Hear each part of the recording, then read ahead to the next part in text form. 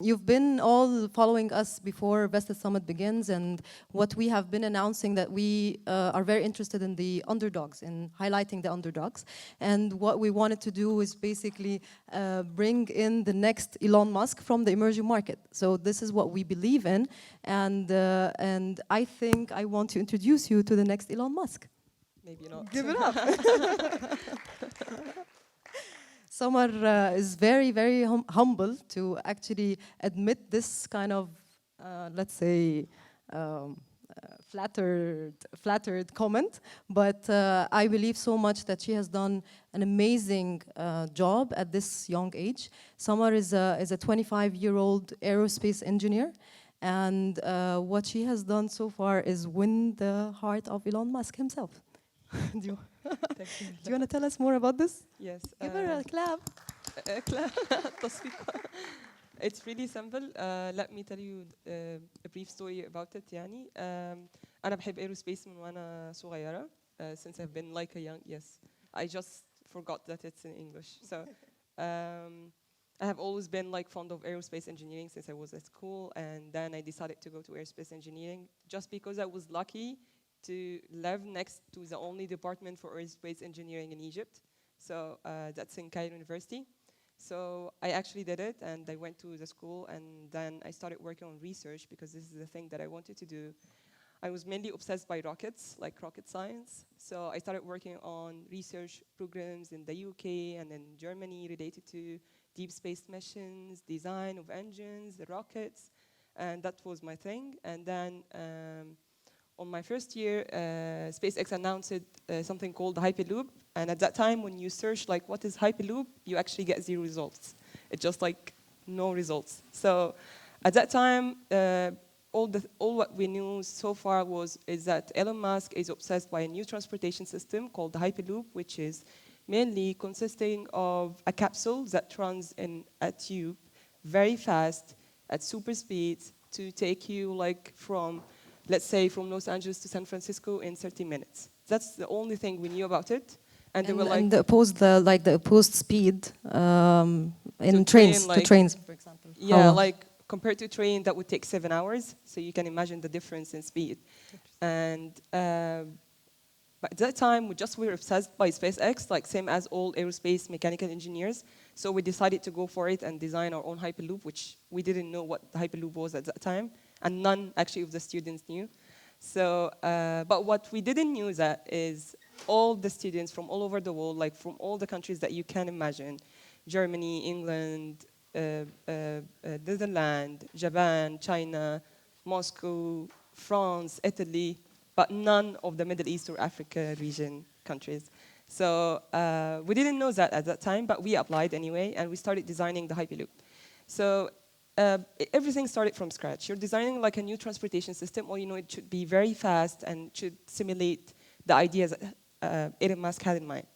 And we did actually start, we were 4 people, and that was really hard to gather, because when you said like, okay, if I came and told you, let's work on something called Boomba Box, and it's very huge and it's magnificent. I like that, Boomba Box. Yeah, I just like came up with this, and we'll do great. Like, let's just invest like 24/7 working on it.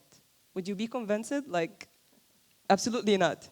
Yeah, it has to be more. So for us, the more was SpaceX. And we did actually work on it, but the hard part was to find advisor to actually support this, because none of the professors wanted to work on this. Like, you're crazy, you're a bunch of crazy students. Of course, I'm not wasting my time on this.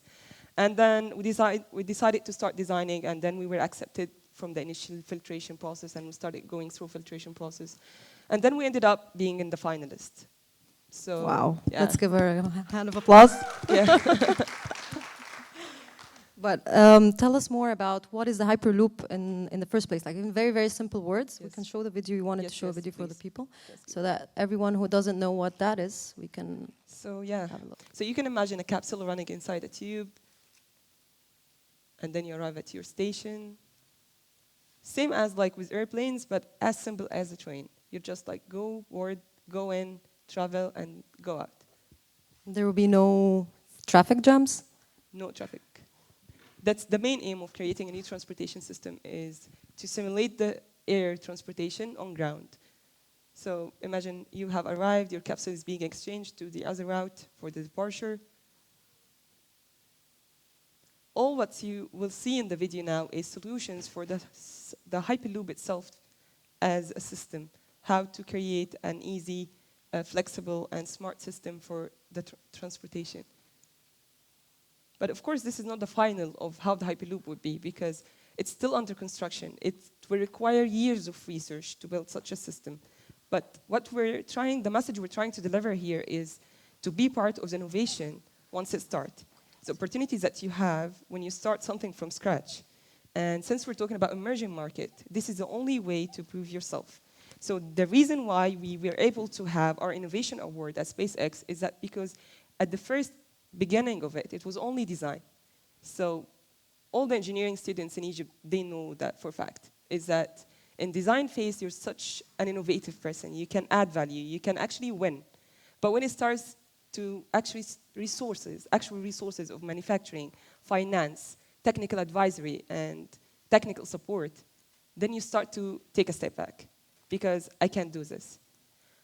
We need more support. We need more support. More resources. That's why we're here. I think providing more resources and more support to these kinds of people who are innovating in a very unique way and just need some direction and some support from our side.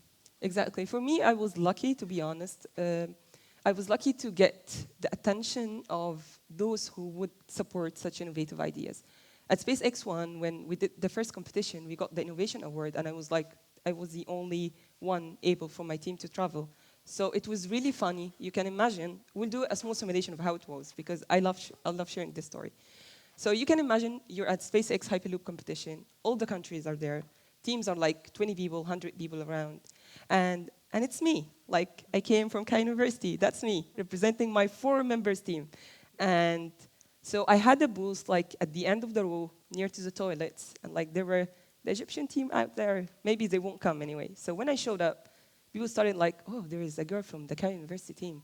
Go check their designs. And at the early beginning, because I was only there by myself, and the first day was, like, completely close judging for SpaceX judging team. So I was super worried, and I was living on caffeine, so I didn't really check what other teams did. But what I knew for sure before traveling is that it's okay to be bad. It's okay to lose. You're just trying to gain experience. Why not together and just psychological? Yes, you're just preparing yourself psychologically for losing the competition, and for being not only losing, but for being like completely ridiculous. So I didn't really check what other teams did, but when they started coming and asking technical questions, and then I started getting people from NASA Glenn Center, they started asking me about our design, our simulation. Then I started to realize maybe we have something here. So I started looking around, and I found that, okay, we did a lot of simulations, because we were afraid that we will lose anyway, so we did a lot of simulations. But you can imagine a team from MIT. I'm not trying to say that MIT, like, of course, they have the technical qualifications, but they're just like, they're used to this. So they don't feel like they have to do much more than they should be. So for us, we were like, oh, we will lose anyway, but let's put it all in. And when they were announcing the winners, just like they called Cairo University Team Innovation Award. And I was like, and people keep saying, hey, that's you. And I was like, yeah, that's me. And then I came like smiling like this, taking my award, super surprised, and then I didn't realize it. So, Bravo, yes. bravo. Thank you. And that's the power of emerging markets, for sure, that we have those kinds of stories and those kinds of challenges that makes us want to do it more, makes us want to succeed. So we have a very, very powerful point that we need to actually leverage upon. And yeah, we have one example over here. So yes, from that point till now, I have been completely changed. Like, you realize what you have and what you want to gain. So I decided to, once I get back to Egypt, I'm going to start the first Hyperloop team. It's going to be a full team. And I was able to meet like very creative colleagues of mine that were really excited to go for research without any promises. So later on, the next step was publishing our first paper on the Hyperloop. The second step, we're getting an award from the Dubai government, from Mohammed bin Rashid. And that was a company's competition. That wasn't for students. That was companies, not for students. Note that. Yes.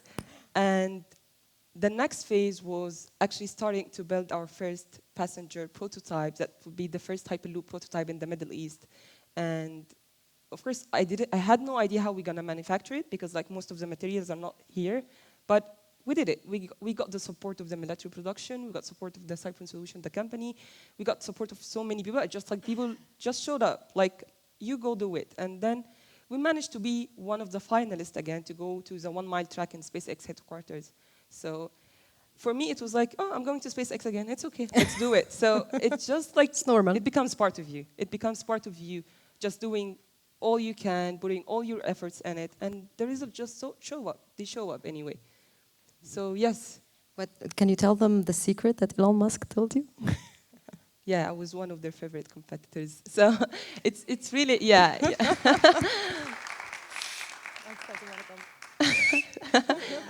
You just feel comfortable around being surrounded by innovative people who tell you, okay, you're moving at least in the right track. Yeah. And you just keep exploring yourself. I'm not trying to say, of course, I really appreciate how Hala and the Vested Summit team, since I met them, and by the way, I met Salma through Women in Tech.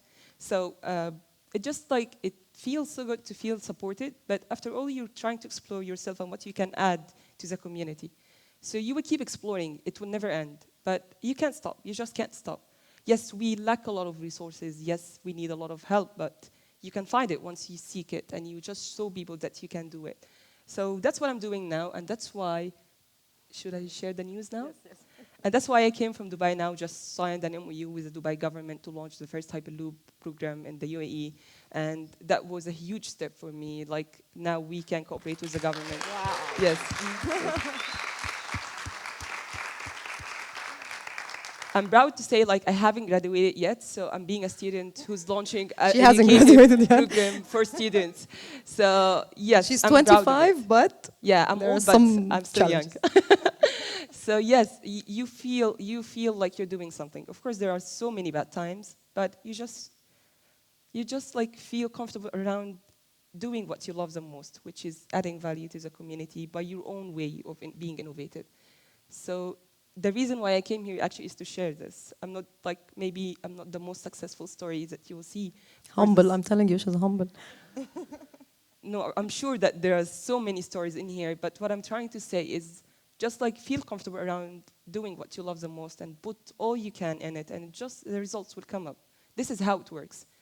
Being a female engineer, aerospace engineer in Egypt is not easy, believe me. Like, some of my friends understand what I'm talking about, but it didn't even come to my mind. It didn't even come to my mind. Just when I talk about it loudly, I start saying, oh my God. I remember like all what I have been through, but it doesn't come to your mind. You're so busy doing what you love. You're so busy putting all your efforts in it and waiting for the results and feeling happy for what you've done.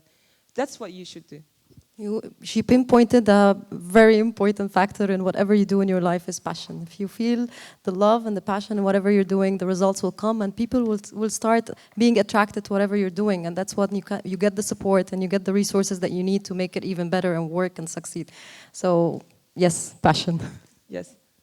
I want to also highlight that since we're talking about conscious tech, and Hyperloop is basically a new transportation system. So how would you think the Hyperloop would work in building the future consciously?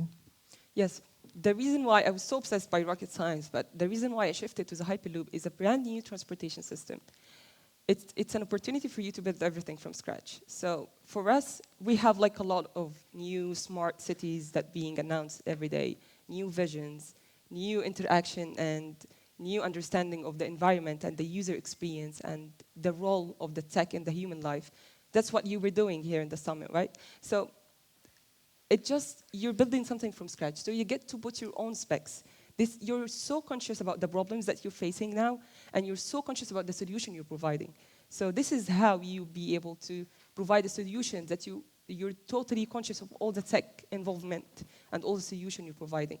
For me, the Hyperloop is an opportunity to build the transportation of the future, taking in consideration all the environmental and the human aspect, including the tech development itself. It's up to you to decide how developed it should be and how operationally it should be. So that's why, yes, I think there's a huge link between consciousness and the Hyperloop as a new transportation system.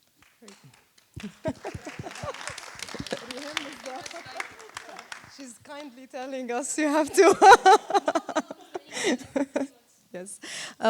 So I want to leave the floor for questions because we only have 4 minutes left. So if you would like to ask Samar something.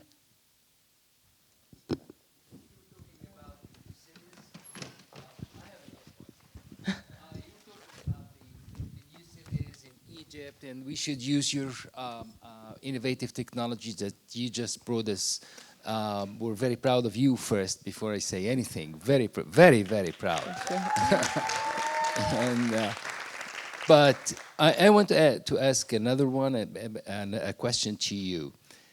Are you waiting for the builders of the new cities to come and ask you to come and participate and contribute, or you're going and showing them? Do they know about you? Do you think that you should wait and for somebody to come and ask you, how can you help us? Or you need to approach to them and make them aware of the value that you can add to this country and to the plans, the new plans for this country, and see if it works or not? Okay, that's a very strong question for me personally. Alhamdulillah, I was blessed by the mentorship that I was able to have in my life. Yes, in Egypt, they are aware of what I'm doing, and I was able to cooperate with the military and the government for some time. But Egypt is not ready for a lot of things when it comes to technology. So for me, we need to start raising awareness first and supporting this by strong education platform. And that's why I was working on the education program, and launching it from the UAE will give me the support to launch it in Egypt. And starting anything new in Egypt is really hard, especially when it comes to tech. And you can easily be involved in so many routine tracks that you will never be able to finish or get rid of it. So for me, supporting the youth is what we're talking about now. But for me, I'm even looking for supporting the children. This is how you build the community, and this is how you build the future of transportation or technology or even humanity. So yes, I'm totally into supporting my country, doing something for it, but I'm waiting for the right moment. But I'm keeping everyone posted of what I'm doing and the progress that I'm doing to showcase what we can do to the community first, and then the community will help itself. Yes, I hope one day we'll be able to build our own technology platform. Yes. Thank you. Who else? Another question. Surprisingly, this is the first question I've ever asked in the summit, so I'm pretty much fascinated by Elon Musk, and I love the idea of the Hyperloop. So I was just going to ask you, do you think it's feasible that this technology can be applicable across the world, or just be would it be applicable in emerging markets, or just it be like there in the United States and in more advanced cities? Do you see that there is a possibility that we can do such a thing here, especially that the transportation systems in countries like Egypt and more overcrowded cities would need Hyperloop more than other countries, I believe? What do you think about that? And thank you so much in advance. Thank you. Okay, well, the feasibility study about the Hyperloop is really complicated, and the question you just asked was asked by so many consultancy companies and like tech companies, and even NASA was wondering about the question. Yes, I believe the Hyperloop is going to happen, but it's not going to happen in the way that they are marketing for now, because it's not going to be the fastest and the cheapest and the easiest. That's even against physics. You know, you can't just have everything without any consumption. So for me, it's going to happen, yes, but it's going to be featured and customized up to the need of the infrastructure you're building in. You can't just show up and, okay, I'm building in Cairo now the fastest Hyperloop. No, it doesn't work this way. You need to study the need of the environment first, because that's what I was talking about when it comes to consciousness. So you need to understand the needs of the environment itself, and then you start actually executing or doing an initial implementation opportunity. And in the UAE, because I've just came from there, the reason I had the privilege is that I was talking about the needs first, and then we start the implementation.